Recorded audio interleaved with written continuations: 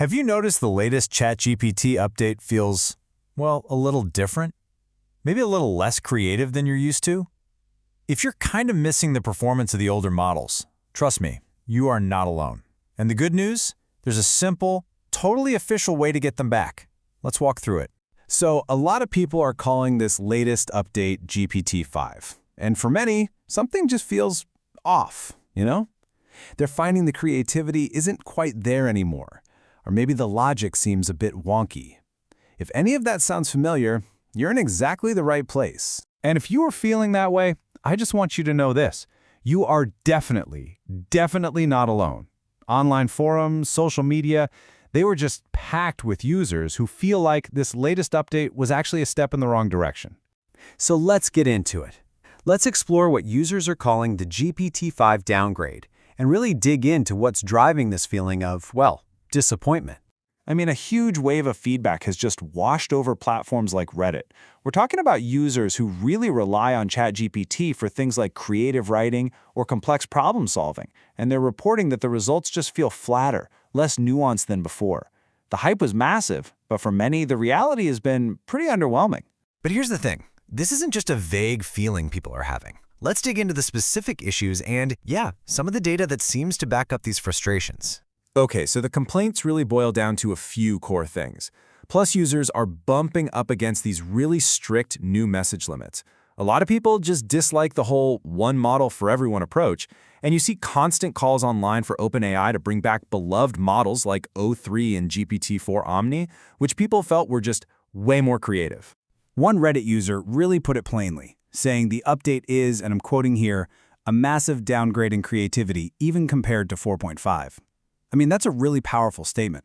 The feeling that the latest model is a step back from not just one, but multiple previous versions. But let's pivot for a second, away from the anecdotal stuff to something a little more quantitative. Because it's not just about what users are feeling, there's some actual data that seems to back up their concerns. And this is where it gets really concrete. An offline IQ test was run on several of these models, and it revealed something pretty alarming. The new model scored a 70. That's actually 1 point lower than the older GPT-4 Omni. Now look, IQ tests aren't a perfect measure for AI, but it is a concerning data point that kind of validates what so many people are feeling. Okay, enough about the problem, right? Let's get to the solution. The whole reason you're here. How to get those models back. And here is the absolute best part. You don't need some complicated workaround or, some forbidden hack.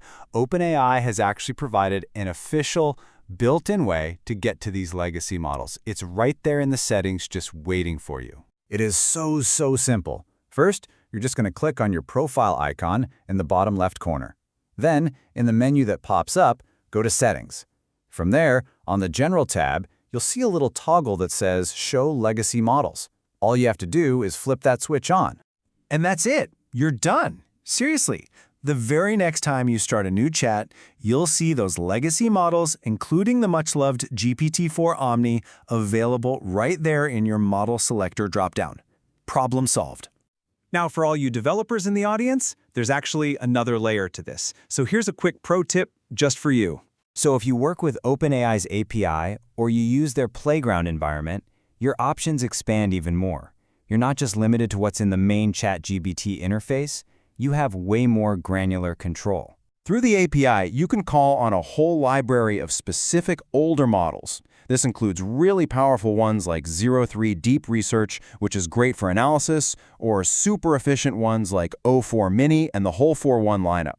For any project where consistency is key, pinning your application to one of these specific models is a huge advantage. So let's bring all this together, because it really comes down to one simple but really powerful idea. It's your AI, so it should be your choice. Ultimately, the main takeaway here is just this. You are not stuck with a model that doesn't work for you. It doesn't matter if you're a casual user or a developer. You have the power to choose the right tool for the job, even if that tool is an older one you already know and trust. And, this whole thing leaves us with a fascinating question as we think about the future of AI. Should users always have the choice to use older models? Is forcing everyone to adopt the latest and greatest always a good thing? Or does true innovation mean giving people the tools that actually work best for them? It's a really critical debate, as this technology just keeps evolving.